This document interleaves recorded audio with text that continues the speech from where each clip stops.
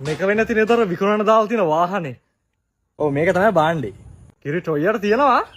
ඔව් අපි මේක හොඳටම පාවිච්චි කරා. ගිය මාස තමයි ටයර් දෙකත් මාරු කරේ. සෙන්සර්ස් එහෙම කොහොමද? ඔක්කොම වැඩද? ඔක්කොම හොඳ කන්ඩිෂන් එකේ තියෙනවා. මොකද අපි හැම සර්විස් එකෙන්ම හැම සෙන්සර් එකම චෙක් කරා. එයා බෑග්ස් එහෙම කොහොමද? වාහනේ ඔරිජිනල් ආපු ඒවා තියෙන්නේ. ඒවා චෙක් කරලාද තියෙන්නේ? හේවදින් චෙක් කරන්න බෑනේ. අපෝ එයා බෑග් චෙක් නොකර නම් ගන්න බෑ. මොකද මම මේ ළඟදී දැක්ක පත්තරක තියෙනවා ලංකාවේ රියනතුරු වලින් 70%ක්ම ඩ්‍රයිවර්ට හානි වෙන්නේ එයා බෑග් හරියට වැඩ නොකරන හින්දායි. නෑ මහත්තයා මේකයි ප්‍රශ්නේ. එයා බෑග් කියන එක වන් ටයිම් යූස් කරන එකක්.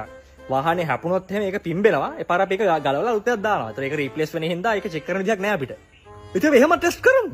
එහෙම වැඩක් නෑ නේද? මොකද එතකොට තියෙන්නේ හැප්පුණාට පස්සේ දාපු ටෙස්ට් නොකරපු අලුත් එයා බෑග් දෙකක් නේ. ඉතින් නේද? ඒක චෙක් කරන්නේ කොහොමද? එහෙම වුණොත් අපි ආයෙ පාරක් හප්පලා පිම්බෙනවද කියලා බලමු. පිම්බුණා කියමු. දැන් ඔගේ ප්‍රශ්නේ තියෙන්නේ. එතකොට අපි අලුතින් තව පාරක් දානවා. එතකොට ඒක චෙක් වෙලත් නෑනේ. ඒකත් ඇත්ත. හැබැයි අපි එහෙම වුණොත් ආයෙ පාරක් චෙක් කරලා බලමු හප්පලා.